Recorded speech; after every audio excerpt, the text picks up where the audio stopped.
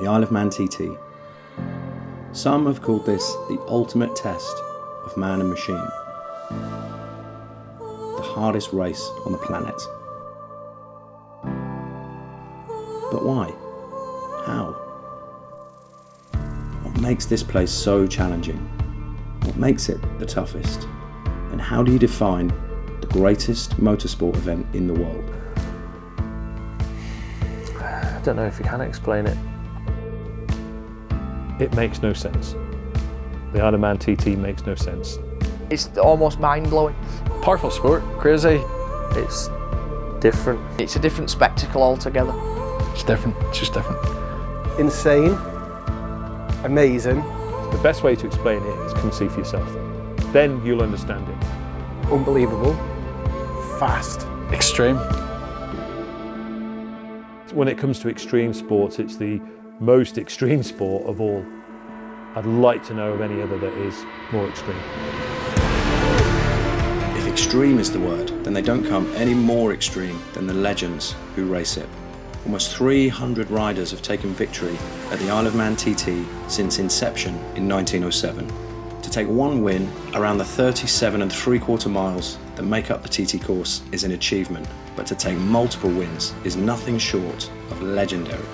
So, who are the icons of this sport? Who's at the top?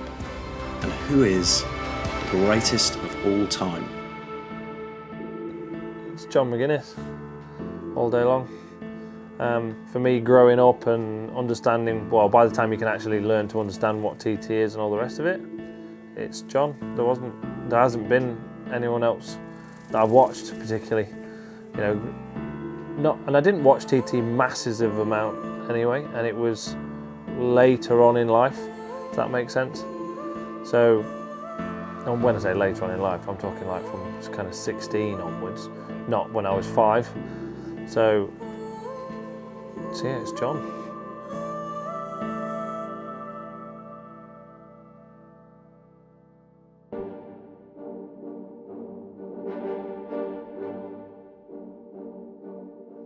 Growing up, everybody knows 2 bike races, that's it, Valentino Rossi and John McGuinness. So even as a kid, when I didn't even barely know what the TT was, I still knew John McGuinness was the king of the TT, and that was about it. King of the mountain in my terms, really. I can't say just one single person. There's quite a few that obviously were my heroes and people I've raced with and stuff now, but my 3 main ones really were Steve Hislop, Joey Dunlop, and obviously John McGuinness. So yeah, they're the 3 lads for me that are like true king of the mountains.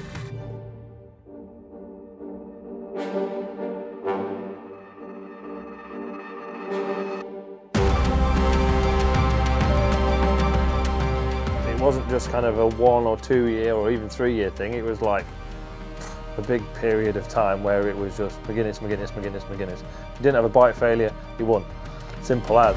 John McGuinness comes over the line to take his 7th senior TT and his 23rd TT overall. I think I've got pictures at home where I've took a picture of him when I'd have been about 12 or something. I might have been 03 when he won the Yamaha. The AM Yamahas. I think I've got pictures from back then somewhere at home. From tuning into TT, Manx Radio for years, and turning the volume flat out. I always remember the HM Plant Honda days. McGuinness was the man back then, so still is.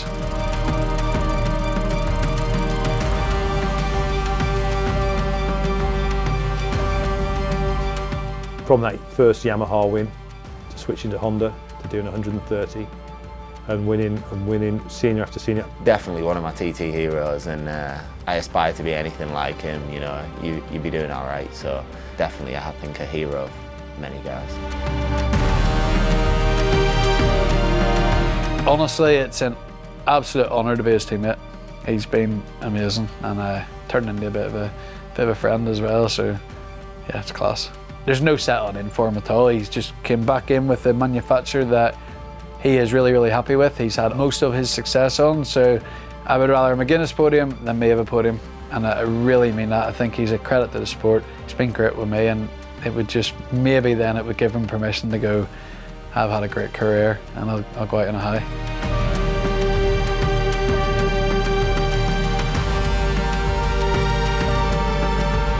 Personally for me, John would be the king of the mountain. Yeah, I'd have to say John.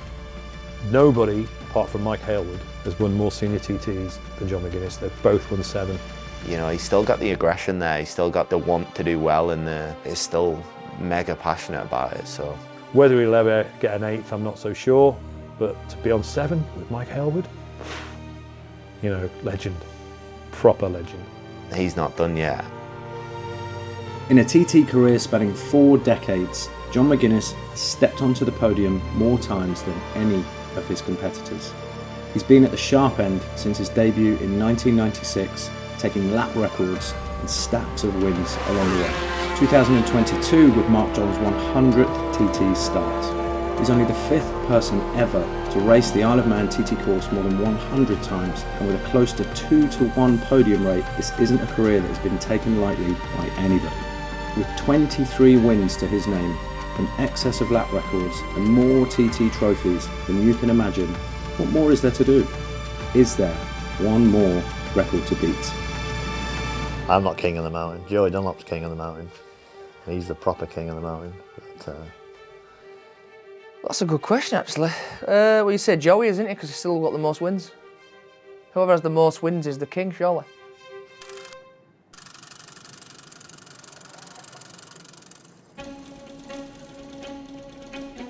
There are different ways of looking at this.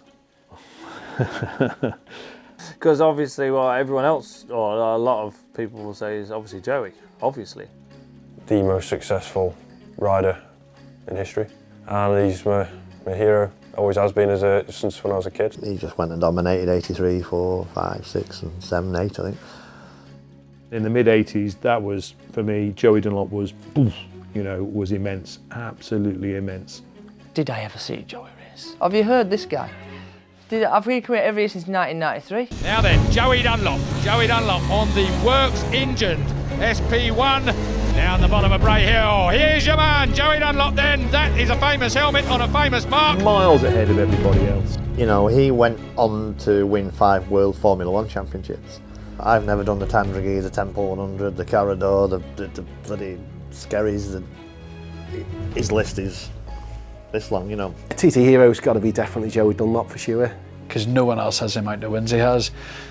And unfortunately, he's not here to defend himself in any argument. I think he is the ultimate king of the mountain. Here is Dunlop. Joey Dunlop has been dominant. He was just demolishing the riders. You know, he'd be, first lap, he'd be 30 seconds ahead or whatever. And I was like, wow, it's Joey, you know. He was always the one I looked out for. He had the yellow lid, obviously, and I suppose everyone at the time was always talking about Joey, and I latched onto that as a kid, and I followed him. He was the boy, Joey Dunlop for sure, yeah. To be fair, when you look at it, I'm not in the same league as what Joey was. You know, Joey was one step ahead of me. Like when he was 48, he jumped off a big SP1 Superbike and jumped on a 125, and if I jumped on a 125 now, it'd disappear up my arse crack, you know. I just wouldn't be able to do it.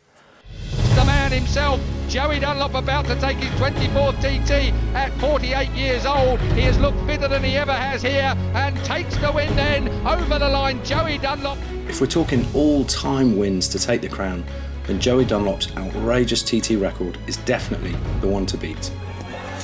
Standing at 26 wins, it would be very hard to overlook this man as the true king of the mountain. Told him I'd stand on the podium with him one day. And I reminded him I stood on the podium with him for the first time in '97. Said, remember, I told you to stand on the podium, and again, he just looked at me like I was an idiot. He was a winning machine, so. I think the man with the most wins takes it, then whoever takes over him takes it therefore thereafter. It's funny, isn't it? You follow the best riders, I suppose. As you're a kid, you like look up to the winners. Does that make sense? Oh, and also really, I suppose, throw a spanner in the works really is Dave Molyneux.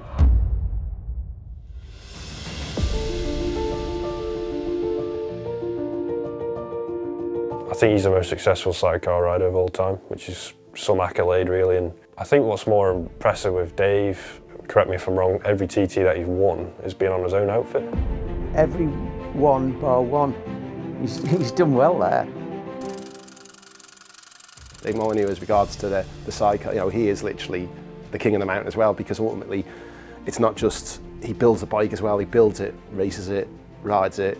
You know, the man's just just a machine. He's just amazing. So, you know, he's still passionate about the chairs. He's still passionate about racing. He's, you know, he's still fit sort of fella. You know, he's not on the pies and that. He's definitely, and you've got to respect him. He's made his own outfit and gone and won on it. I think it's incredible. He's the man in sidecars for me.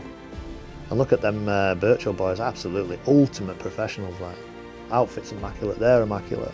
And they are dedicated to the job, and that new thing they built is just like, you know, it's Formula 1 technology. You know, it's absolutely epic. You're the quickest thing around here, the top dog sort of thing. They've got the connection between each other as rider and passenger. At this current time, Birchall's king of the mountain, as far as I'm concerned. History. You go through your kings, James I, James II. They're not king forever. It's the current king. And to be the current king is the man who goes over that mountain faster than anyone else. And that man at the moment is Peter Hickman. One day he'll be passed, whether it's Davy Todd or Glenn Irwin or whoever. But one day he'll no longer be the king of the mountain. And you can look through motorcycle racing history. All at times one rider seems to dominate. And Hickman at the moment is the guy who dominates at the Isle of Man TT. So for me, he's the king of the mountain. However, is he the all-time king of the mountain? So that has to be Joey Dunlop as the all-time king of the mountain. So you go Hickman. Hutchie was more of a shorter period, really. Ian Hutchinson, that has made a total of 8 TT wins, 5 this week. And McGuinness, before that, Jeffries. David Jeffries then. Then Hislop. Steve Hislop, and it's history. Joey, etc. That kind of thing. I mean, there is no man that is a bigger legend than this boy. But it changes, doesn't it? All the way back from the days of Stanley Woods, Mike Haywood, Joey Dunlop. It's in segments really, but currently Peter Hickman.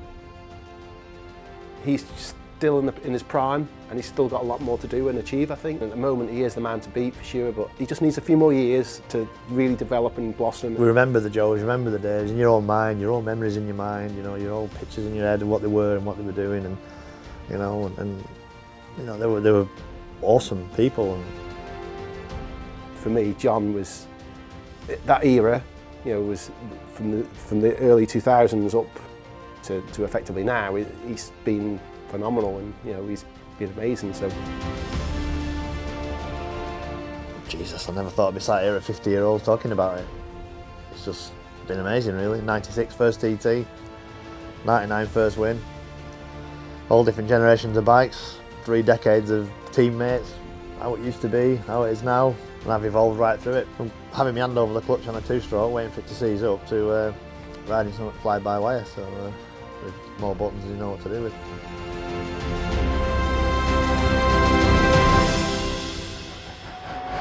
Everyone has their own heroes. It's what you grew up with, it's what you know. But the history books will continue to be written. New chapters will be created, and new records, names and legends will be engraved into them. They say all records are made to be broken. All mountains are made to be climbed. And when it comes to the king of this mountain, there is usually an heir to the throne.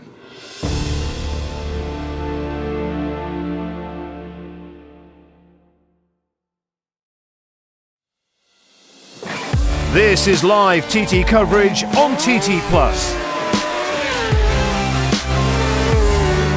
Every qualifying and every race live and on demand. Get your TT Plus Live Pass today and secure your place at TT 2023.